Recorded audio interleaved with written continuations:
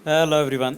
स्वागत है आप सभी प्यारे व्यूअर्स का एक बार फिर से नर्सिंग जॉब अपडेट के इस ऑफिशियली यूट्यूब चैनल पे।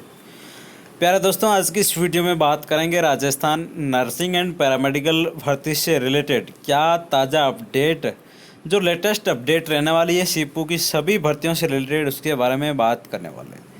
जी हाँ दोस्तों, बात करेंगे सीपू की जो 8 बड़ी भर्तियां हैं। आप सभी को पता है, nursing officer, ANM, pharmacist, lab technician, सहायक रेडियोग्राफर, उसके साथ में दोस्तों डेंटल एंड ईसीजी टेक्नीशियन, सभी बड़ी भर्तियों से रिलेटेड क्या अपडेट है उसके बारे में बात करेंगे। मेनली आप सभी को पता है जो वैकेंसी है नर्सिंग ऑफिसर एंड एएनएम, उन कैंडिडेट के बारे में सबसे पहले बात करेंगे। उसके बाद में लैब टेक्नीशियन की फाइनल लिस्ट कब आएगी और प्रोविजनल लिस्ट कब आएगी फार्मासिस्ट कैंडिडेट की, उसके बारे में भी बात करेंगे। तो वीडियो बहुत इंटरेस्टिंग होने वाला है, वीडियो को लास्ट तक ज़रूर देखें।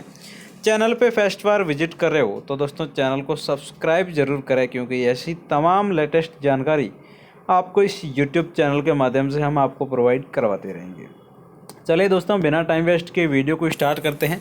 सबसे पहले यहाँ पे बात करेंगे नर्सिंग ऑफिसर की। आप सबको पता है कि 8,750 पोस्ट के लिए जो प्रोविजनल लिस्ट है वो जारी हो चुकी थी और एएनएम की भी लिस्ट आ चुकी है। लेकिन एएनएम और नर्सिंग ऑफिसर कैंडिडेट जिनको होल्ड पे रखा गया है, उन कैंडिडेट का अब क्या होगा उसके बारे में सबसे पहले बात करते हैं। तो मेनली अब बात करें तो एएनएम और नर्सिंग ऑफिसर की जो ग्रीवेंस पोर्टल है वो ओपन हो चुका है, उस पर आप परिवेदना लगा रहे हैं तो वो होल्ड वाले कैंडिडेट बिल्कुल भी परिवेदना नहीं लगाएं, क्लियर चीज़ है। और उसके बाद में जो कैंडिडेट रह गए हैं जिनके परसेंटेज यदि ज़्यादा है कट ऑफ से, तो वो कैंडिडेट परिवेदना जरूर लगाएं ग्रीवेंस पोर्टल के माध्यम से, क्लियर चीज़ है। अब यहाँ पे बात करेंगे 8,750 पोस्ट के लिए नर्सिंग ऑफिसर की जो फाइनल लिस्ट है वो कब आएगी। एक और मसला नर्सिंग ऑफिसर वैकेंसी में यहाँ पे रहने वाला है, बोनस अंक को लेकर एक मामला सामने आ रहा है।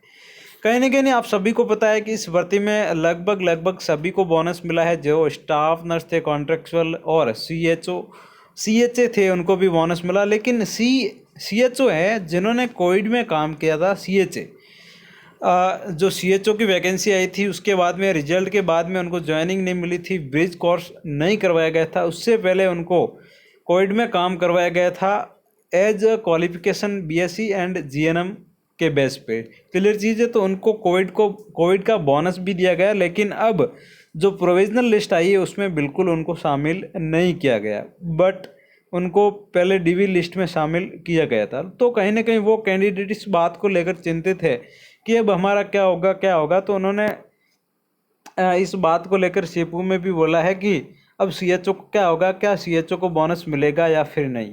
तो उन्होंने कोर्ट का सहारा लिया है।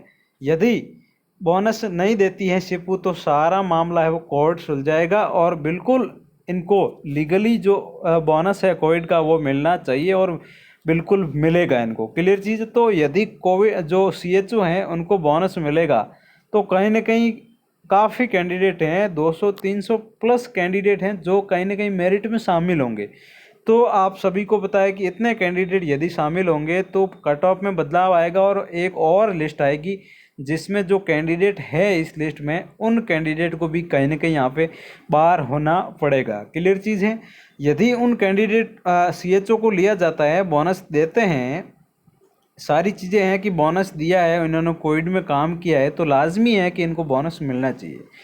देखते हैं क्या होता है आगे का प्रोसेस। अब बात करेंगे यहाँ पे नेक्स्ट वन, जो महिला स्वास्थ्य कार्यकर्ता वैकेंसी है 4,847 पोस्ट के लिए, उनकी भी प्रोविजनल लिस्ट आ चुकी है और 2222 प्लस कैंडिडेट हैं जो एएनएम में जिनको होल्ड पे रखा गया है। वो भी कैंडिडेट बिल्कुल भी चिंतित नहीं हो, आप यू आर सिलेक्टेड। अब एएनएम कैंडिडेट में बिल्कुल कोई बोनस अंक का मसला नहीं है, लेकिन कुछ फर्जी कैंडिडेट हैं उनका पता लगाया जाएगा। जो होल्ड में रखे गए हैं उनका अच्छे से जांच होगी, दोबारा से डॉक्यूमेंट चेकिंग होंगे, उसके बाद में इनकी फाइनल लिस्ट आएगी। तो कहीं ना कहीं अभी टाइम लगेगा फाइनल लिस्ट में। और अब नेक्स्ट वन क्वेश्चन है आप सभी का कि क्या अब आचार संहिता में ज्वाइनिंग हो पाएगी, पॉसिबल नियुक्ति हो पाएगी या फिर नहीं। दोस्तों मुझे बहुत कम चांसेस लग रहा है, कोई कुछ भी बोल रहा है, लेकिन यहाँ पे आप भी देख सकते हो कि अभी फाइनल लिस्ट नहीं आई है तो कब कैसे ज्वाइनिंग हो सकती है, कैसे नियुक्ति हो सकती है, आप खुद आइडिया यहाँ पे लगा सकते हो। बहुत सारे लीडर है, बहुत सारे लोग हैं जो गुमराह कर रहे हैं कि आपको आचार संहिता के अंदर नियुक्ति मिल जाएगी, ये वो XYZ। लेकिन बिल्कुल भी 2023 के अंदर बिल्कुल भी पॉसिबल नहीं है। और NO की भर्ती में तो दोस्तों बहुत बड़ा फर्जीवाड़ा हुआ है, तो कहीं ना कहीं वो फर्जीवाड़ा भी बाहर आएगा, सामने निकल के ज़रूर आएगा। तो सारी बातें, इन बातों को लेकर हमने इस वीडियो के अंदर आपको जानकारी दी है। कैसी लगी ये जानकारी आप कमेंट बॉक्स में हमें ज़रूर बताएं दोस्तों। ऐसी तमाम लेटेस्ट जानकारी हम आपको इस यूट्यूब चैनल के माध्यम से प्रोवाइड करवाते रहेंगे, तो आप चैनल को सब्सक्राइब ज़रूर करें। और टेलीग्राम और व्हाट्सएप ग्रुप आपने ज्वाइन नहीं किया है तो सब लोग जाएं, ज़रूर ज्वाइन करें, लिंक आपको डिस्क्रिप्शन में दे रखा है। और दोस्तों, फार्मासिस्ट की प्रोविजनल लिस्ट को लेकर बहुत सारे कैंडिडेट चिंतित हैं कि सभी कैडर की लिस्ट आ चुकी है, ऑलमोस्ट 7 कैडर की आ गई है। अब ओनली फार्मासिस्ट के कैंडिडेट ही रहे जिनकी कहीं ना कहीं यहाँ पे डॉक्यूमेंट वेरिफिकेशन के बाद में जो प्रोविजनल लिस्ट है वो एक बार यहाँ पे नहीं आई है।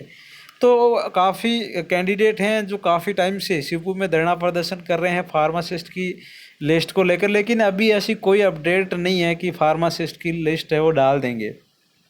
आप सबको बताया कि आचार संहिता लग गई है 9 तारीख से, और 23 नवंबर को चुनाव होने वाले हैं राजस्थान के अंदर, और 3 दिसंबर को उसके बाद में चुनाव का रिजल्ट आएगा। उसके बाद में सारी भर्तियां हैं उनका प्रोसेस कहीं ना कहीं वापस स्टार्ट होगा। लेकिन अभी ऑनलाइन काम हो रहा है सारी चीज़ों, सारी वैकेंसियों का।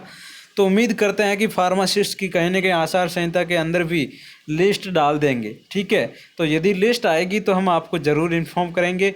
तो आप सभी लोग स्टे ट्यून रहें। और जो लैब टेक्नीशियन के कैंडिडेट हैं वो इस बात को लेकर चिंतित हैं कि सर क्या सेकंड लिस्ट आएगी या फिर नहीं आएगी, तो यहाँ पे पॉसिबिलिटी अभी कम है फ़िलहाल। मैं बता दूं, जो यदि सेकंड लिस्ट बोल रहे हैं, जो वेटिंग लिस्ट का बोल रहे हैं, वो कब आएगी, उस कंडीशन में आएगी जब आपका फाइनल लिस्ट आने के बाद में आपको नियुक्ति दे दी जाएगी, ज्वाइनिंग हो जाएगी। ज्वाइनिंग के बाद में कितनी पोस्टें वैकेंट रहती है उसके बेस पे ही आपको कहीं ना कहीं यहाँ पे वेटिंग लिस्ट निकालेंगे। बट पहले कोई पॉसिबिलिटी नहीं है कि यहाँ पे वेटिंग लिस्ट आएगी और सेकंड लिस्ट आएगी और हमारा सिलेक्शन हो जाएगा। अब NO की भर्ती में कहीं ना कहीं बहुत सारे कैंडिडेट पॉइंट से रहे हैं, तो वो कैंडिडेट उन फर्जी कैंडिडेट को पकड़ाएं, उन फर्जी कैंडिडेट की कंप्लेन करें, और फर्जी कैंडिडेट इस वैकेंसी से बाहर होने भी चाहिए। उसके बाद में ही आपका नंबर आ पाएगा, अदरवाइज़ पॉसिबल यहाँ पे नहीं है।